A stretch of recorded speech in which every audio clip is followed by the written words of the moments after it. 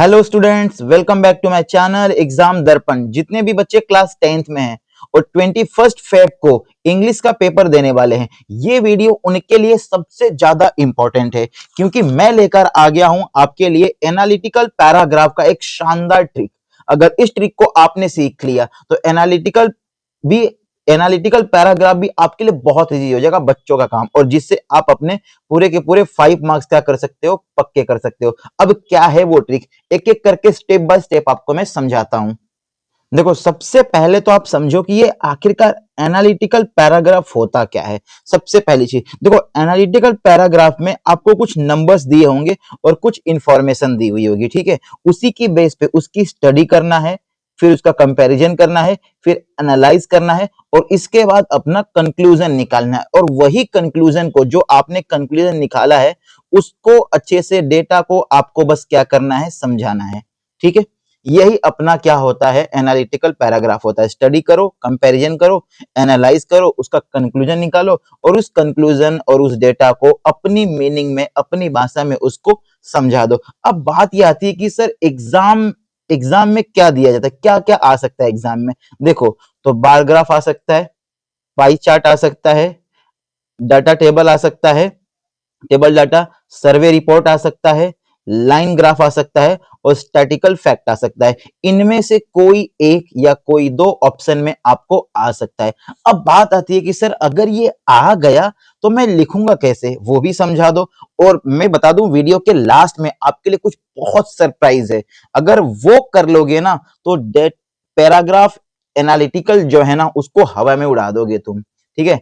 तो वीडियो को लास्ट तक देखना। देखो, अब क्या है, पैराग्राफ का स्ट्रक्चर क्या होता है, तो अब लिखोगे कैसे, क्या वो चीजें हैं जिसकी वजह से आप जैसे आप लिख सकते हो। सबसे पहले तो इंट्रोडक्शन स्टार्ट करना, ठीक है। इंट्रोडक्शन में क्या करोगे, बताएं डेटा में किस बारे में है, मतलब डेटा किस बारे में है वो बताना है। उसके लिए आप 2 लाइन यूज कर सकते हो। एक, the given bar graph show, अगर बार ग्राफ दिया हुआ तो, या फिर टेबल दिया हुआ तो द टेबल इलुस्ट्रेट्स। ये दो में से कोई एक वर्ड यूज कर सकते हो।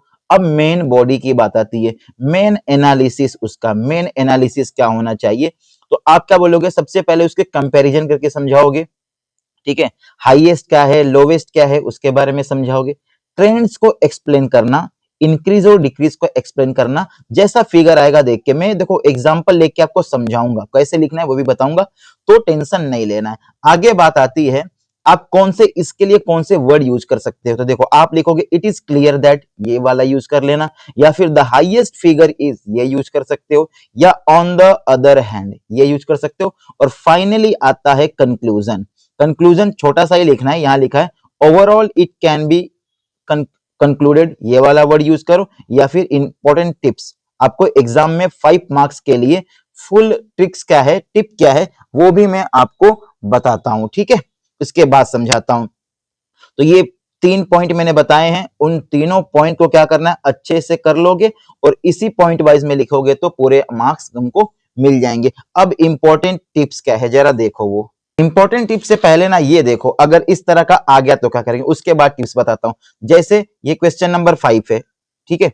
इसमें लिखा है attempt anyone from the A and B में से। अब ये पूरा का पूरा आपके लिए हो गया। अब यहां अगर इसको आप ध्यान से देखो तो अदर के लिए 7%, डिफोरेस्टेशन के लिए 30%, ओवर कल्टीवेशन के लिए 28, और ये हो गया ओवर ग्रेजिंग के लिए 35, और ये डेटा दिया हुआ है। अब डेटा देने के बाद यहाँ कुछ चीजें लिखी हुई है। क्या लिखा है, a survey was conducted to find out main reason for land degradation in the world. मतलब बहुत सारे हमने डेटा निकाले हैं कि लैंड डिग्रेडेशन के क्या रिपोर्ट्स हो सकती है। तो यहाँ फिगर भी दिया हुआ है और उसके बारे में लिखा हुआ भी है। द पाई चार्ट बिलो, जो पाई चार्ट है, show the main reason why the agriculture land become less productive, ठीक है। कि जो एग्रीकल्चर लैंड है वो अब मतलब ना उपजाऊ क्यों नहीं हो पा रहे हैं। On the basis of pie chart, ये पाई चार्ट के बेस पे आपको क्या करना है, evaluate the cases of world wide land degradation and right an analytical paragraph. अब एनालिटिकल पैराग्राफ लिखना है बेस्ड ऑन 120 वर्ड्स में, ठीक है। इतना तो आ गया समझ में। अब ये भी देख लिया। अब इसी डेटा का यूज करके बिल्कुल आपको आंसर लिखना है। अब आंसर लिखोगे कैसे इसका, जरा देखो, मैं लिख के भी बताता हूं। जैसे ये है ना, ऐसे ही सेम लिखना, ज्यादा बड़ा नहीं, एक ही पैराग्राफ में। अब क्या लिखा है, a survey on world wide land degradation highlights the major factors responsible for the decline productivity of agriculture land. ये पूरा लेके अब जो भी डेटा इसमें दिया हुआ है, जैसे देखो 35%, यहाँ 30%, 28%, 7%, ये सब डेटा एज इट इज तुमको लिखना पड़ेगा। ये सारा डेटा इसमें एज इट इज तुमको लिखना पड़ेगा, जो भी ये दिया हुआ था। ठीक है, इसके बाद बात आती है, लास्ट में आप लिख लोगे, देखो भाई, and scientific farming methods are essential to restore the health of ensure long term agriculture productivity. इतना लिख लोगे तो पूरे 5 के 5 मार्क्स पक्के हो गए। अब ये पाई चार्ट वाली बात तो समझ में आ गई कि सर पाई चार्ट अगर आ गया तो आपने जैसे बताया है हम वैसे ही लिख लेंगे एज इट इज। ओके, आगे देखो और एग्जांपल से समझाता हूं तुमको मैं। जैसे कुछ इस तरह का चार्ट आ जाए, ठीक है, अब ये देखो 5A कुछ इस तरह का चार्ट आ जाए और ये सारा डेटा आपको अगर इस तरह से लिखा हुआ है तो एक एक चीज को देखो, नेगेटिव, मिक्स्ड, पॉजिटिव, यहां लिख लिया। राइस का क्या बोला है, नेगेटिव। व्हीट का बोला है नेगेटिव। मेज हो गया नेगेटिव।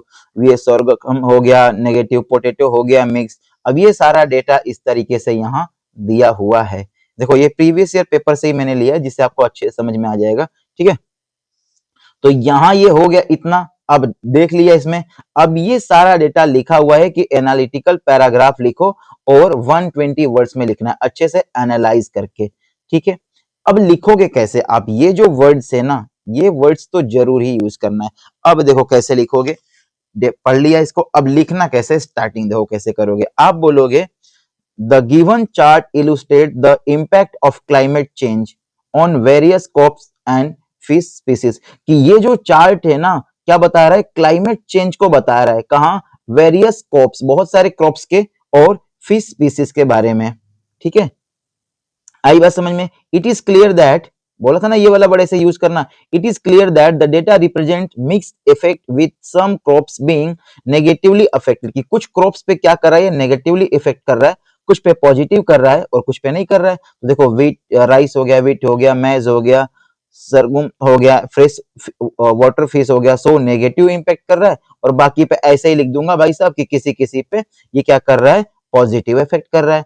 उसके बाद देखो यहाँ लिखा है ग्राम, सोयाबीन, अनियन, कैस्टर, सब पे क्या कर रहा है, पॉजिटिव कर रहा है। और इसके बाद में लास्ट में थोड़ा सा अपना कंक्लूजन, जैसे मैंने बताया था बिल्कुल वही वाला स्टेप क्या करना है, फॉलो करना है। आई बात समझ में। अगर कोई और आ जाए तब कैसे लिखोगे एक बार, चलो उसको भी देख लेते हैं। जैसे मान लो अब ये कुछ इस तरह का डेटा आ गया। अब इस तरह के डेटा में क्या है, students dropping out school is universal fact. कि ठीक है, स्टूडेंट क्या कर देते हैं, स्कूल ड्रॉप आउट कर देते हैं, ये यूनिवर्सल फैक्ट है। ठीक है, however reason for dropping out vary from country to country. कि ये जो रीजंस है ना ड्रॉप करने के, ये वेरी करते हैं कंट्री टू कंट्री। सही बात है जी। ठीक है, अब बोल रहा है according to study conducted by an NGO, एक एनजीओ बनाया इन्होंने, स्टडी किया, students gave various reason for dropping out school. कि वो स्कूल क्यों ड्रॉप करते हैं, बेस्ड ऑन द फिगर। अब ये फिगर दिया हुआ है, जरा देखो, reason for dropping out the school, और ये दे दिया क्या बोला, I did not like the school, 73% लोगों ने बोला है। I did not like the teachers, 61% ने। ऐसी सबने अपना अपना रीजंस यहाँ बताया है कि क्यों वो स्कूल को ड्रॉप आउट करना चाहते हैं। तो पता लग गया। अब इसके लिए भी क्या लिखना है हमें, 120 वर्ड्स में एनालाइज करके अपने को एनालिटिकल पैराग्राफ लिखना है। अब लिखोगे कैसे, तो देखो आप, ये डेटा जो डेटा दिया हुआ है इसका यूज तो करना ही करना है एज इट इज, और ये सारे वर्ड्स तो लिखना ही लिखना है। ठीक है, अगर 120 वर्ड्स बोला है तो मेरे को लगता है कि यार 30 to 40 वर्ड, कम से कम 50 वर्ड्स तो ये हो गए, 50 वर्ड्स ये हो गए, 70 वर्ड्स अपने डाल दो। और 70 वर्ड्स में भी क्या करना है, 30 वर्ड्स यहां से लिख लेना। तो 50 और ये 80 हो गया, 40 वर्ड्स खुद खुद के डाल लेना, बस हो गया पैराग्राफ पूरा रेडी। ऐसे ही करना, ये सारे वर्ड्स तो आने ही चाहिए, आने ही चाहिए। और इसमें से भी कुछ वर्ड्स देखो कैसे लिखोगे। ये हो गया, मैंने लिखा हुआ है, देखो द गिवन डेटा हाइलाइट्स, पहली लाइन मोस्ट इंपॉर्टेंट है। ठीक है, first impression is last impression बोलते हैं ना, तो पहली लाइन बहुत इंपॉर्टेंट है। The given data highlights the major reason why the student consider dropping out high school. अब वो क्यों कर रहे हैं, सबका देखो डेटा, हर एक का डेटा मैंने लिखा हुआ है, लिखा हुआ है। लास्ट में अपना ओपिनियन दे देंगे, contribute the drop out rates highlighting need to supportive engaging and the inclusive school environments. हो गया ये पूरा का पूरा 5 नंबर का रेडी, है ना, कुछ नहीं करना है। अगर दूसरे टाइप्स का आ जाएगा तब क्या करोगे उसके लिए? देखो, तो ये हो गया एक और क्वेश्चन आपके सामने कि अगर कुछ इस तरीके का आ जाए, जैसे ये पूरा दिया हुआ है, कुछ सालों से ऑब्जर्व किया हुआ है, इंटरनेट लर्निंग और क्लासरूम लर्निंग, कंक्लूजन क्या निकला हुआ है? तो ये कंक्लूजन्स निकले हुए हैं और इसके लिए हमें क्या करना है, 120 वर्ड्स में हमें एनालिटिकल पैराग्राफ को लिखना है। आई बात समझ में? ई लर्निंग और क्लासरूम लर्निंग ये लिखना है। अब देखो, अच्छे से इसको पढ़ना है और पढ़ने के बाद अब कैसे लिखोगे जरा देखो इसको भी, ठीक है। अब क्या बोला है, in the past few years the teaching learning process has taken a leap and gone beyond the four walls of the classroom। तो यहां मैंने इसे ले लिया जी। अब आप पूरा देखो लिखोगे, in recent years the teaching learning process has expanded beyond the traditional classroom आ गए, making education more flexible, accessible and internet learning allow to students. ये सारा लिख के यहां तक पूरा कर दोगे, 5 मार्क्स हो गए पक्के, ठीक है। अब 5 मार्क्स हो गए पक्के। मैंने क्या बोला है, 120 वर्ड्स में लिखना है, तो ये सारे वर्ड्स मिला के तो 30 हो गए। यहां से 20 उठा लोगे, 50 हो गए, 50 हो गए, या फिर यहां से भी 30 उठा लो, कितने हो गए, 60 हो गए, और 60 कुछ अपने डाल देना। हो गया ना 5 नंबर पूरा रेडी। आई बात समझ में? अब तुम्हारे लिए कुछ स्मार्ट स्ट्रेटेजी बताता हूं मैं कि अगर इसको फॉलो किया तो बिल्कुल कंफर्म तुम्हारे नंबर्स आ ही जाएंगे। अब देखो क्या है, सबसे पहला काम तो क्या करोगे, डेटा रिपीट मत करना, एनालाइज करना, किसी भी डेटा को बार बार मत लिखना, कंपैरिजन वर्ड्स यूज करना, कंपैरिजन वर्ड्स को यूज करना है।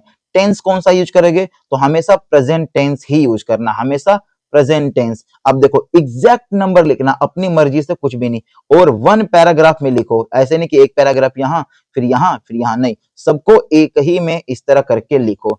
आगे देखते हैं। अब देखो, पॉइंट नंबर 3 है, मोस्ट एक्सपेक्टेड 2026 के लिए जो सबसे इंपॉर्टेंट है, सबसे ज्यादा आने के चांस है, क्या है, favourite subject of student, internet uses among teenagers, mode of transport use by the student, daily time spent on mobile phones. अब ये सारे कुछ पॉइंट्स हो गए जिनको आप अच्छे से देख के जाओगे, सबसे ज्यादा आने के चांस है। अब देखो, ये टॉपर टिप्स, एक टॉपर क्या करता है जिसके 95 मार्क्स आते हैं, वो क्या करेगा, हमेशा प्रेजेंट टेंस यूज करना, कंपैरिजन करना, हाईएस्ट लोवेस्ट जरूर लिखना, एग्जैक्ट नंबर लिखना, और 100 से 120 वर्ड्स जरूर लिखना, एक ही पैराग्राफ में करना है। और लास्ट आपके लिए सरप्राइज, अगर कुछ नहीं पता है, कुछ नहीं आता है, तो इसे यार क्या करोगे आप, बिल्कुल ऐसे ही रट के जाना, बिल्कुल इसे ऐसे ही रट के जाना, तुम ऐसे ही एग्जैक्टली रट के जाना। और ये जो खाली खाली स्पेस है ना, बस इसको क्या कर देना, फिल कर देना, और हो जाएंगे तुम्हारे 5 नंबर पक्के, कोई भी नहीं काट सकता। इसको बस फिल कर देना डेटा के अकॉर्डिंग। आई बात समझ में? बस इतना ही करना है और तुम ले आओगे पूरे 5 नंबर इसमें। तो अगर तुमको वीडियो पसंद आई हो तो लाइक कर देना, चैनल को सब्सक्राइब जरूर कर देना, और मैं इसकी पीडीएफ भी दे दूंगा। क्या दे दूंगा? पीडीएफ आपको डिस्क्रिप्शन लिंक पे दे दूंगा, यहां से सारा जाके आप डाउनलोड कर लेना। मिलते हैं अगली वीडियो में, तब तक के लिए धन्यवाद।